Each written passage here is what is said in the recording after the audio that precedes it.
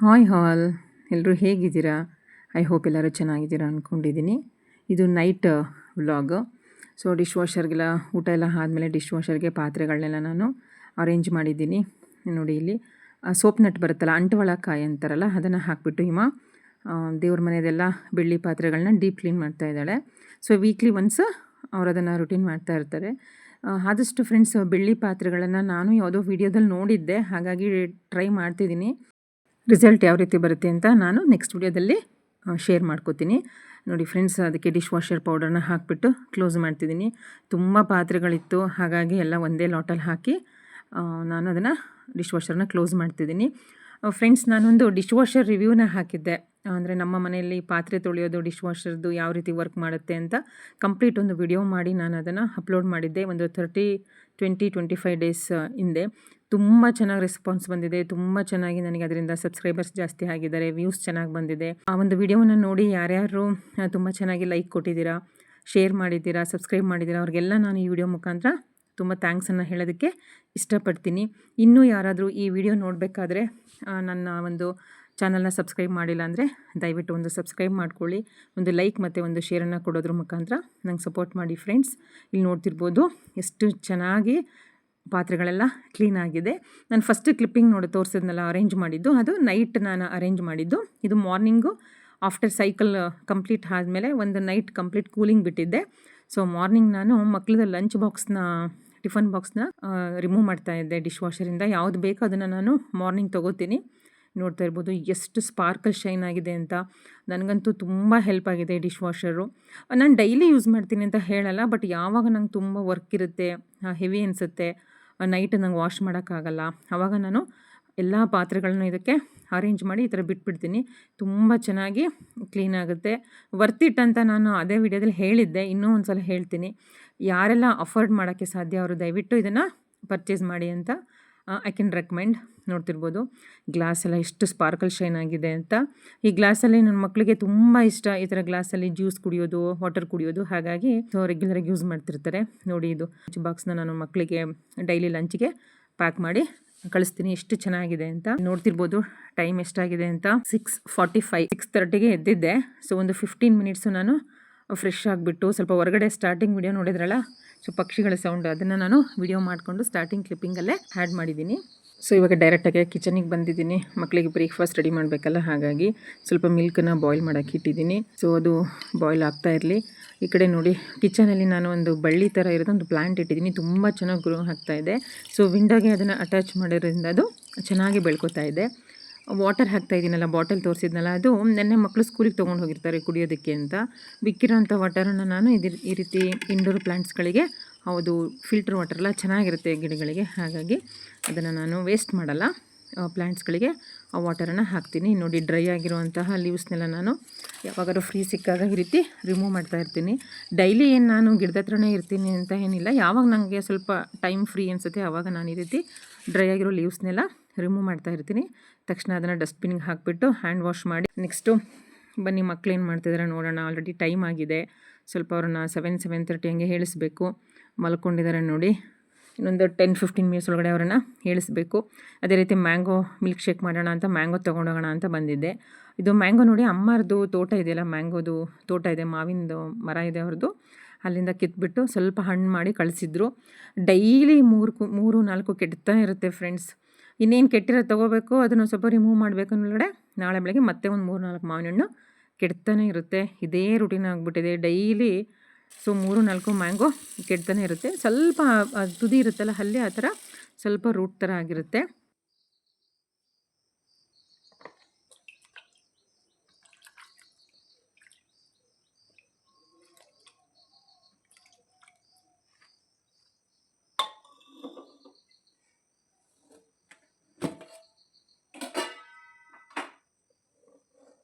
ನೋಡಿ, ಬ್ರೇಕ್ಫಾಸ್ಟ್ಗೆ ಮೊನ್ನೆ ನಾನು ಮಲ್ಟಿಗ್ರೇನ್ ಹಿಟ್ಟನ್ನು ಹಾಕ್ಸ್ಕೊಂಬಂದಿದ್ದೆ, ದೋಸೆ ಹಿಟ್ಟು ಪ್ರಿಮಿಕ್ಸ್. ಅದನ್ನು ನಾನು ಇಲ್ಲಿ ತೋರಿಸ್ತಾ ಇದ್ದೀನಿ ನೋಡಿ, ಎಷ್ಟು ಫೈನಾಗಿ ನಾನು ಮಿಲ್ ಮಾಡಿಸ್ಕೊಂಡು ಬಂದಿದ್ದೀನಿ ಅಂತ. ನೋಡ್ತಾ ಇರ್ಬೋದು ಎಷ್ಟು ಚೆನ್ನಾಗಿದೆ ಅಂತ. ಇದಕ್ಕೆ ಏನೇನು ಹಾಕಿದ್ದೆ ಅಂತ ನಾನು ನೆಕ್ಸ್ಟ್ ಈ ವಿಡಿಯೋದ ಎಂಡಲ್ಲಿ ನಾನು ತಿಳಿಸ್ತಾ ಹೋಗ್ತೀನಿ. ನೋಡಿ, ಈ ಬ್ಲೂ ಕಲರ್ ಸ್ಪ್ಯಾಚುಲ ತೋರಿಸ್ತಾ ಇದ್ದೀನಲ್ಲ, ಇದರಲ್ಲಿ 3-4 ಸ್ಪ್ಯಾಚುಲ ಫುಲ್ ನಾನು ಹಾಕ್ತೀನಿ. ಸಾಕು.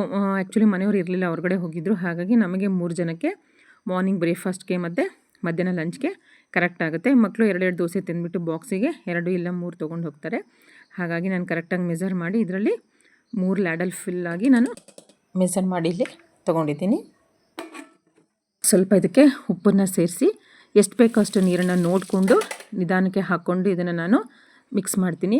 ಒಂದೇ ಸಲ ಜಾಸ್ತಿ ನೀರು ಹಾಕ್ಬಿಟ್ರೆ ಅದು ಗಂಟು ಥರ ಆಗುತ್ತೆ ಫ್ರೆಂಡ್ಸ್. ನೋಡಿಕೊಂಡು ನಿಧಾನಕ್ಕೆ ನಾವು ತೊಗೊಂಡಿರೋ ಆ ಪ್ರಿಮಿಕ್ಸ್ ಅಳತೆಗೆ ನಾವು ಸ್ವಲ್ಪನೇ ನೀರು ಹಾಕ್ಕೊಂಡು ಈ ರೀತಿ ನಿಧಾನಕ್ಕೆ ನಾನು ವಿಸ್ಕರಿಂದ ಮಿಕ್ಸ್ ಮಾಡ್ತೀನಿ. ಇದನ್ನು ಮಿಕ್ಸಿಗೆ ಹಾಕೋ ಅವಶ್ಯಕತೆ ಏನಿಲ್ಲ. ಈ ರೀತಿ ವಿಸ್ಕರಲ್ಲೇ ನಾವು ನಿಧಾನಕ್ಕೆ ನೀರನ್ನು ನೋಡಿಕೊಂಡು ಈ ರೀತಿ ನಾನು ಮಿಕ್ಸ್ ಮಾಡ್ತಾ ಹೋಗ್ತೀನಿ. ಕನ್ಸಿಸ್ಟೆನ್ಸಿ ಯಾವ ರೀತಿ ಇರಬೇಕು ಅಂತ ತೋರಿಸ್ತೀನಿ ನೋಡಿ.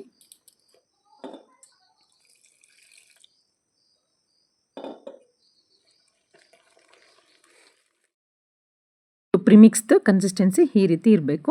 ನಾನು ಲ್ಯಾಡಲಲ್ಲಿ ಮಿಕ್ಸ್ ಮಾಡಿ ಆದಮೇಲೆ ಒಂದು 30 to 40 ಸೆಕೆಂಡ್ಸ್ ಈ ರೀತಿ ಕೈಯಲ್ಲಿ ಚೆನ್ನಾಗಿ ವಿಸ್ಕ್ ಮಾಡ್ತೀನಿ. ಯಾಕಂದರೆ ನಾನು ಬೆಳಗ್ಗೆ ಅಲ್ವಾ ಇದನ್ನು ಕಲಸಿಟ್ಟಿರೋದು, ಅರೌಂಡ್ ಒಂದು 6:45 7 o'clock ನೀವು ಟೈಮ್ ತೋರಿಸಿದ್ನಲ್ಲ, ಆವಾಗ ನಾನು ಇದನ್ನು ಮಿಕ್ಸ್ ಮಾಡಿ ಇಟ್ಟಿದ್ದು. ಹಾಗಾಗಿ ಸ್ವಲ್ಪ ಫರ್ಮೆಂಟ್ ಆಗಲಿ ಅಂತ ಅಂದ್ಬಿಟ್ಟು ನಾನು ಅದನ್ನು ಮಿಕ್ಸ್ ಮಾಡಿ ಇಟ್ಟಿದ್ದೀನಿ ನೋಡಿ. ಅದಕ್ಕೆ ಕಾಂಬಿನೇಷನ್ ಆಗಿ ಆಲೂ ಪಲ್ಯ ಮತ್ತು ಕ್ಯಾರೆಟ್ ಫ್ರೈ ಮಾಡಿದ್ದೆ. ನಾನು ನೆಕ್ಸ್ಟು ಈ ವಿಡಿಯೋ ಎಂಡಲ್ಲಿ ರೆಸಿಪಿನ ತೋರಿಸ್ತಾ ಹೋಗ್ತೀನಿ. ಸೊ ಸ್ಟೇ ಟ್ಯೂನ್, ಯಾವುದೇ ರೀತಿ ವಿಡಿಯೋನ ಸ್ಕಿಪ್ ಮಾಡಬೇಡಿ. ನೋಡ್ತಾ ಇದ್ದೀರಲ್ಲ, ಸೊ ನಾನು ಇವಾಗ ಪಲ್ಯಕ್ಕೆ ಎಲ್ಲ ಜೋಡಿಸ್ಕೊತಾ ಇದ್ದೀನಿ.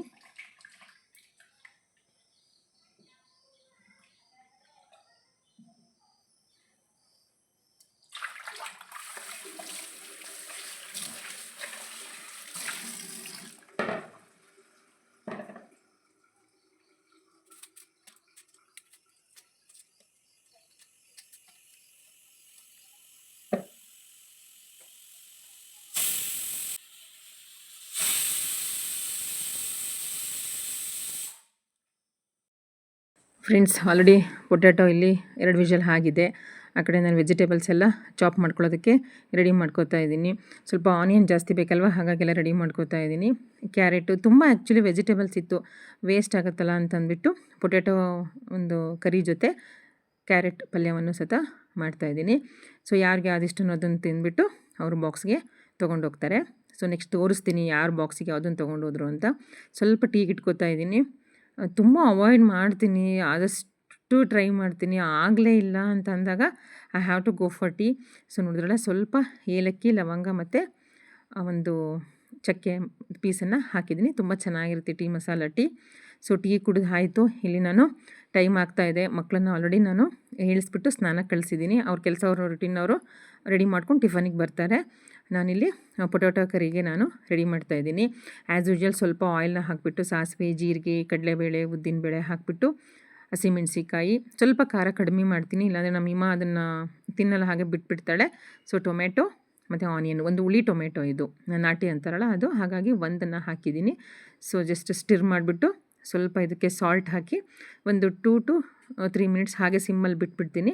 ಅಷ್ಟರೊಳಗಡೆ ನಾನು ಪೊಟ್ಯಾಟೋದನ್ನು ಸಿಪ್ಪೆ ತೆಗೆದು ಆ ಫಿಲ್ಲಿಂಗನ್ನು ರೆಡಿ ಮಾಡ್ಕೋತೀನಿ. ಸೊ ಸೈಮಲ್ಟೇನಿಯಸ್ಲಿ ಮ್ಯಾಂಗೋ ಜ್ಯೂಸ್ಗೂ ರೆಡಿ ಮಾಡಬೇಕು. ಮನೆಯವರಿದ್ದರೆ ಹೆಲ್ಪ್ ಮಾಡ್ತಾರೆ. ಅವ್ರು ಏನಾದರೂ ಹೊರಗಡೆ ಹೋದರೆ, ಅವರು ಅರ್ಲಿ ಮಾರ್ನಿಂಗ್ ಹೋಗಿಬಿಟ್ರೆ ನಾನು ಒಬ್ಬಳೇ ಎಲ್ಲ ರೆಡಿ ಮಾಡ್ಕೋಬೇಕು. ಇವಾಗ ಕಾಲೇಜು ವೆಕೇಷನ್ ಇದೆ, ನಡೆಯುತ್ತೆ. ಬಟ್ ಕಾಲೇಜ್ ಇದ್ದಾಗ ತುಂಬ ಹೆಕ್ಟಿಕ್ ಅನಿಸುತ್ತೆ. ನಾನು ಮಾರ್ನಿಂಗ್ 8:30ಗೆ ಬಿಡ್ತೀನಿ.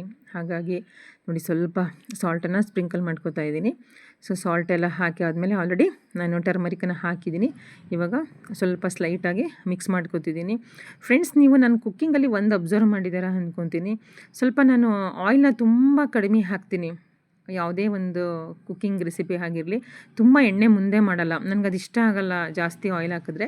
ಹಾಗಾಗಿ ಸ್ವಲ್ಪ ಫ್ರೋಝನ್ ಬಟಾಣಿ ಇತ್ತು. ಈ ಬಟಾಣಿ ನಾನು ಸೀಸನಲ್ಲಿ ಒಂದು 2-3 kg ತೊಗೊಂಡು ಬಂದು ಅದನ್ನು ಪೀಲ್ ಮಾಡಿ ಬಾಯ್ಲಿಂಗ್ ವಾಟರಲ್ಲಿ ಸಾಲ್ಟ್ ಹಾಕಿ ಬಾಯ್ಲ್ ಮಾಡಿ ನಾನು ಡೀಪ್ ಫ್ರೀಸ್ ಮಾಡಿರ್ತೀನಿ.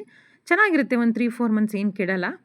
ಸೊ ಫ್ರಿಜ್ ಯಾವಾಗಲೂ ಆನ್ ಇರುತ್ತಲ್ಲ, ಹಾಗಾಗಿ ಈ ರೀತಿ ಕೆಲವೊಂದು ಎಮರ್ಜೆನ್ಸಿ ರೆಸಿಪಿಗಳಿಗೆ ನಾನು ಇದನ್ನು ಯೂಸ್ ಮಾಡ್ಕೋತೀನಿ. ಕೊತ್ತಂಬರಿ ಸೊಪ್ಪು ಆಲ್ರೆಡಿ ಹಾಕಿದ್ದೀನಿ. ಇವಾಗ ನೋಡ್ತಿರ್ಬೋದು ಪೊಟ್ಯಾಟೊ ಆಲ್ರೆಡಿ ಸ್ವಲ್ಪ ತಣ್ಣಗಾಗಿದೆ. ಅದನ್ನು ನಾನು ಸ್ಮ್ಯಾಶ್ ಮಾಡಿ ಈ ರೀತಿ ಪೊಟ್ಯಾಟೊ ಪಲ್ಯಕ್ಕೆ ಯೂಶ್ವಲಿ ಎಲ್ಲರೂ ಯಾವ ರೀತಿ ಮಾಡ್ತಾರೆ ಅದೇ ರೀತಿ ಹಾಕಿ ಇವಾಗ ನಾನು ಸ್ಟಿರ್ ಮಾಡಿ ಕ್ಲೋಸ್ ಮಾಡಿಬಿಡ್ತೀನಿ. ನೆಕ್ಸ್ಟು ಪಲ್ಯ ರೆಡಿ ಆಗುತ್ತೆ. ಫ್ರೆಂಡ್ಸ್, ಡೈಲಿ ಈ ಟೆನ್ಷನ್ ಏನು ಅಂದರೆ, ಮಕ್ಕಳಿಗೆ ಬಾಕ್ಸಿಗೆ ಏನು ಮಾಡಬೇಕು, ಸಂಜೆ ಸ್ನ್ಯಾಕ್ಸಿಗೆ ಏನು ಮಾಡಬೇಕು, ಬೆಳಗ್ಗೆ ತಿಂಡಿಗೆ ಏನು ಮಾಡಬೇಕು, ಅದೇ ಟೆನ್ಷನ್ನು. ಬೆಳಿಗ್ಗೆ ತಿಂಡಿಗೆ ಮಾಡಿದ್ದನ್ನೇ ಬಾಕ್ಸಿಗೆ ಹಾಕಿದ್ರೆ ಅವ್ರಿಗೆ ಬೇಜಾರು. ಕೆಲವೊಂದು ಮನೇಲಿ ಮಕ್ಕಳು ತುಂಬ ನಖರ ಮಾಡ್ತಿರ್ತಾರೆ.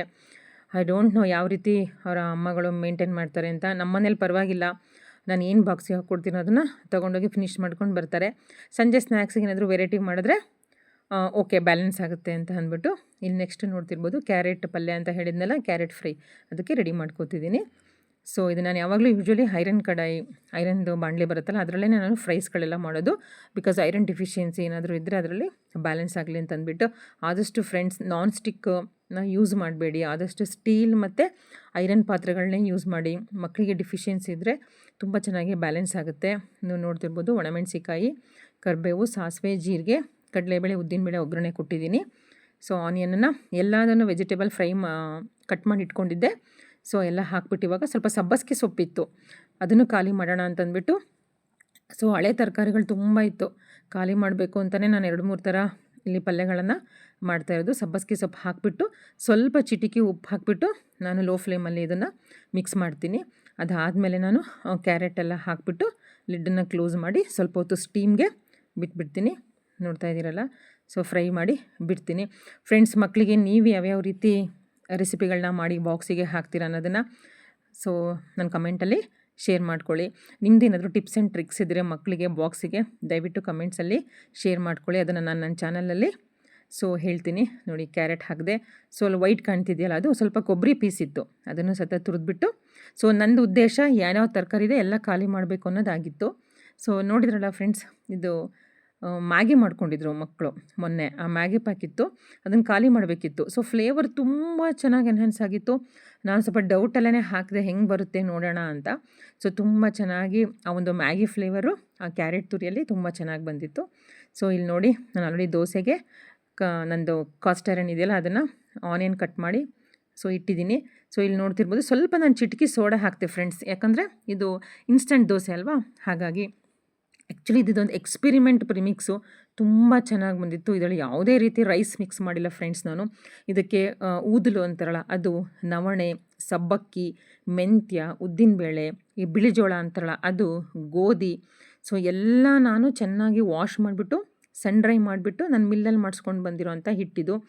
ದೋಸೆ ಅಂತೂ ನೆಕ್ಸ್ಟು ನೋಡಿ ಎಷ್ಟು ಚೆನ್ನಾಗಿ ಬಂದಿತ್ತು ಅಂತ. ಸ್ವಲ್ಪ ಕಲರು ನಿಮಗೆ ಕ್ರೀಮಿಶ್ ಅನ್ನಿಸ್ತಾ ಇದೆ, ಬಿಕಾಸ್ ಇದು ಮಲ್ಟಿಗ್ರೇನ್ ದೋಸೆ. ಇದರಲ್ಲಿ ನಾನು ಯಾವುದೇ ರೀತಿ ಅಕ್ಕಿನ ಮಿಕ್ಸ್ ಮಾಡಿಲ್ಲ.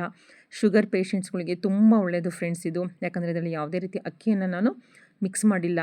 ಯಾರ ಮನೆಯಲ್ಲಿ ಮಕ್ಕಳು ನಾನು ನವಣಕ್ಕಿ ತಿನ್ನಲ್ಲ, ಸಬ್ಬಕ್ಕಿ ತಿನ್ನಲ್ಲ, ಊದಲು ಅಂದರೆ ಈ ಮಲ್ಟಿಗ್ರೇನ್ ಅಂದರೆ ಅಕ್ಕಿ ಬಿಟ್ಬಿಟ್ಟು ಎಲ್ಲ ಸಿರಿಧಾನ್ಯಗಳನ್ನು ನಾನು ಹಾಕಿ ಇದನ್ನು ಮಿಲ್ ಮಾಡಿಸ್ಕೊಂಡು ಬಂದಿದ್ದೀನಿ. ಸೊ ನಾನು ಇದನ್ನು ಅದು ಏನೇನು ಹಾಕ್ಸ್ಕೊಂಡ್ಬಂದಿದ್ದೀನಿ ಅನ್ನೋದನ್ನು ರೆಸಿಪಿ ನಾನು ಶೇರ್ ಮಾಡೋಕ್ಕೆ ಆಗಿಲ್ಲ. ಈ ಹಿಟ್ಟು ಪ್ರೀಮಿಕ್ಸ್ ಖಾಲಿ ಆದಮೇಲೆ ಮತ್ತೆ ನಾನು ಹಾಕ್ಸ್ಕೊಂಬರ್ತೀನಿ, ಆವಾಗ ಖಂಡಿತ ತೋರಿಸ್ತೀನಿ. ಇಲ್ಲಿ ನೋಡ್ತಿರ್ಬೋದು ಮಕ್ಕಳಿಗೆ ಆಲ್ರೆಡಿ ನಾನು ಸರ್ವ್ ಮಾಡ್ತಿದ್ದೀನಿ. ಅವ್ರು ಆಲ್ರೆಡಿ ಬ್ರೇಕ್ಫಾಸ್ಟ್ ಮಾಡ್ತಿದ್ದಾರೆ. ದೋಸೆ ನೋಡ್ತಿರ್ಬೋದು ಫ್ರೆಂಡ್ಸ್ ಎಷ್ಟು ಚೆನ್ನಾಗಿ ಬಂದಿದೆ ಅಂತ. ನೋಡಿ ಇಲ್ಲಿ ಎಷ್ಟು ಚೆನ್ನಾಗಿ ಎಷ್ಟು ಸ್ಮೂತಾಗಿ ಬಂದಿದೆ ಅಂತ. ನಾನು ಬಾಕ್ಸ್ ಪ್ಯಾಕ್ ಮಾಡಬೇಕಾದ್ರೆ ಖಂಡಿತ ತೋರಿಸ್ತೀನಿ. ಇಷ್ಟು ಚೆನ್ನಾಗಿ ಕ್ರಿಸ್ಪಿಯಾಗಿ ಸ್ಮೂತಾಗಿ ಬಂದಿದೆ. ಸೊ ನಿಮ್ಗೊಂದು ಡೌಟ್ ಇರ್ಬೋದು, ಬಾಕ್ಸಿಗೆ ಹಾಕಿದರೆ ಮಕ್ಕಳು ತಿಂತಾರಾ, ಯಾವ ರೀತಿ ಇರುತ್ತೆ ಅಂತ. ನೋ ಡೌಟ್, ನನ್ನ ಮಕ್ಕಳು ರಿವ್ಯೂ ತುಂಬ ಚೆನ್ನಾಗಿತ್ತು. ಸಂಜೆ ಬಂದು ಕೇಳಿದಾಗ ನಾನು ಹೇಳಿದರು, ಮಮ್ಮಿ ತುಂಬ ಚೆನ್ನಾಗಿತ್ತು ದೋಸೆ, ಆ ಮೆಂತ್ಯ ಫ್ಲೇವರ್ ಅಂತೂ ತುಂಬ ಚೆನ್ನಾಗಿ ಬರ್ತಾಯಿತ್ತು. ನಾನು ಮಧ್ಯಾಹ್ನ ಅದನ್ನು 2 ದೋಸೆ ಮಿಕ್ಕಿತ್ತು ಅಂತ ತಿನ್ನಲ್ಲ, ತುಂಬ ಸ್ಮೂತಾಗಿತ್ತು, ಯಾವುದೇ ರೀತಿ ಒರಟಾಗಿರಲಿಲ್ಲ ದೋಸೆ. ನೋಡ್ತಾ ಇರ್ಬೋದು ಇಲ್ಲಿ ಎಷ್ಟು ಚೆನ್ನಾಗಿ ಬಂದಿದೆ ಫ್ರೆಂಡ್ಸ್ ದೋಸೆ. ದಯವಿಟ್ಟು ಈ ಒಂದು ರೆಸಿಪಿನ ಟ್ರೈ ಮಾಡಿ ನನಗೆ ಕಮೆಂಟ್ಸಲ್ಲಿ ತಿಳಿಸಿ ಯಾವ ರೀತಿ ಮಲ್ಟಿಗ್ರೇನ್ ದೋಸೆ ಬಂತು ಅಂತ. ನೋಡಿ ಇಲ್ಲಿ ಚಾಯ್ಸ್ ಯಾವ ಥರ ಇದೆ ಅಂತ.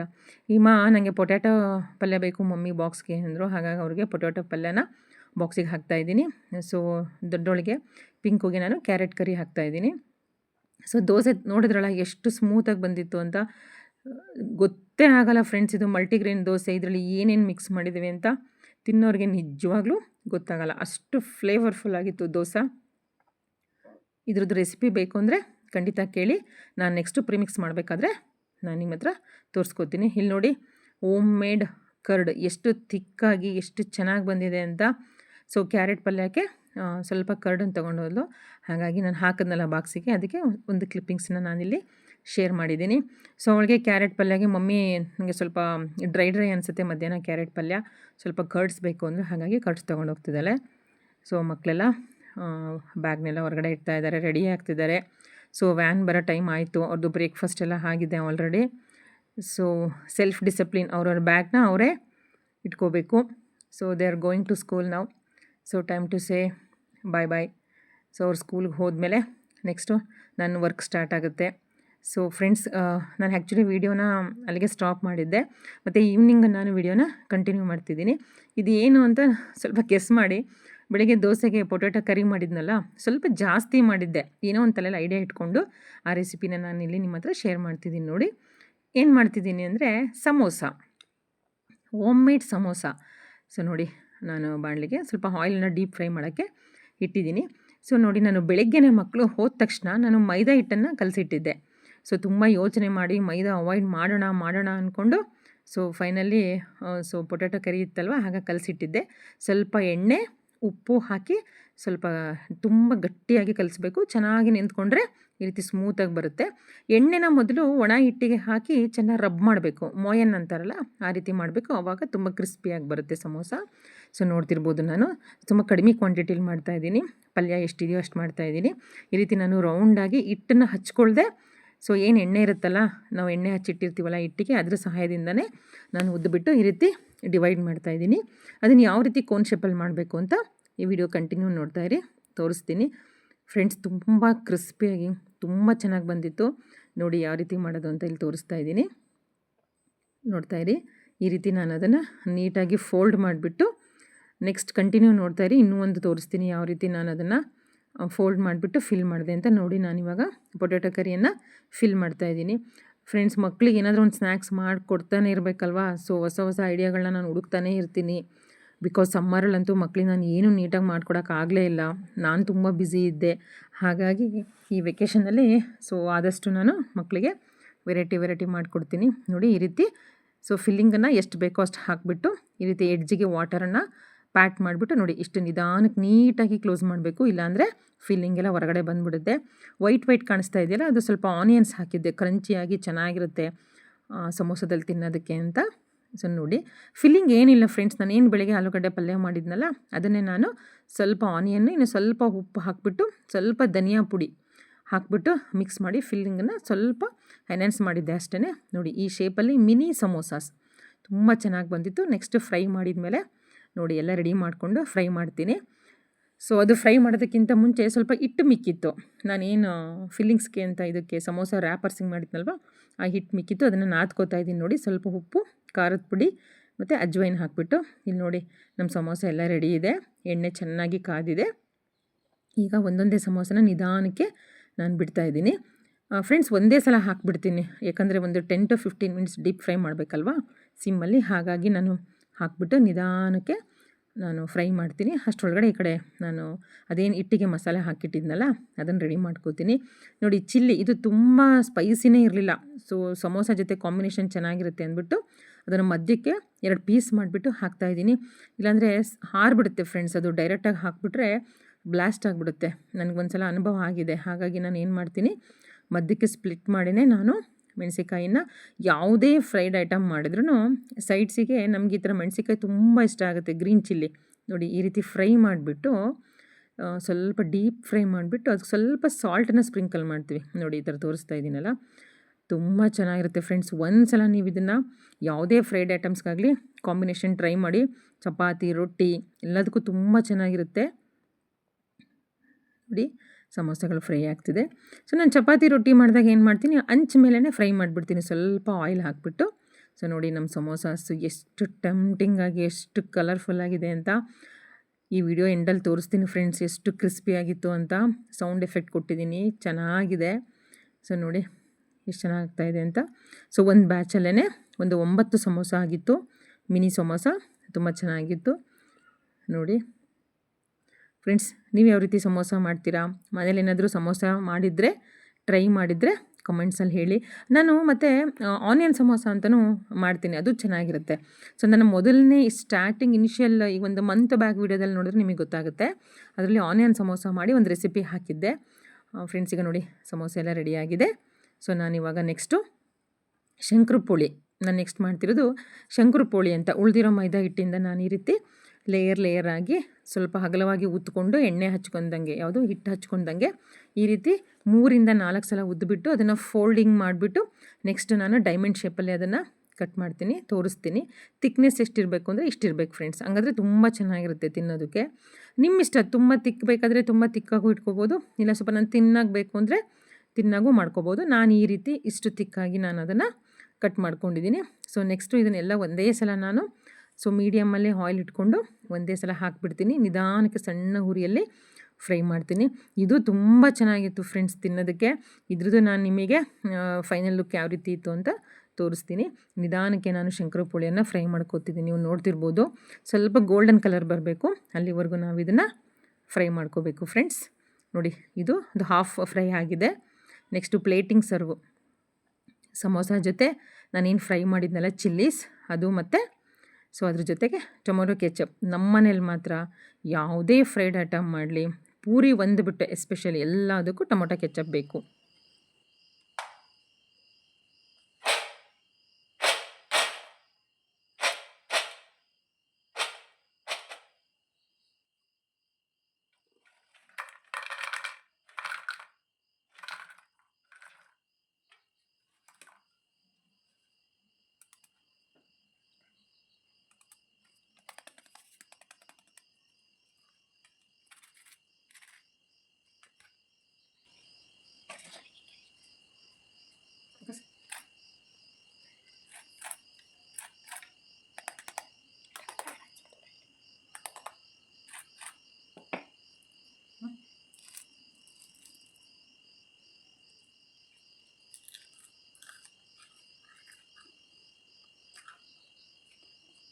ನೋಡಿದ್ರಲ್ಲ ಫ್ರೆಂಡ್ಸ್ ಯಾವ ರೀತಿ ಇತ್ತು ಅಂತ. ಕ್ರಿಸ್ಪಿನೆಸ್ಸು, ಸೌಂಡ್ ಎಫೆಕ್ಟ್ ನೀವು ಕೇಳಿದ್ದೀರಾ ಅನ್ಕೊತೀನಿ. Thanks for watching friends. ನಿಮ್ಗೇನಾದರೂ ಈ ವಿಡಿಯೋ ಇಷ್ಟ ಆಗಿದ್ದರೆ ಒಂದು ಸಬ್ಸ್ಕ್ರೈಬ್ ಮಾಡಿ, ಲೈಕ್ ಆ್ಯಂಡ್ ಶೇರ್ ಮಾಡೋದನ್ನು ಮರಿಬೇಡಿ. ಬಾಯ್ ಬಾಯ್.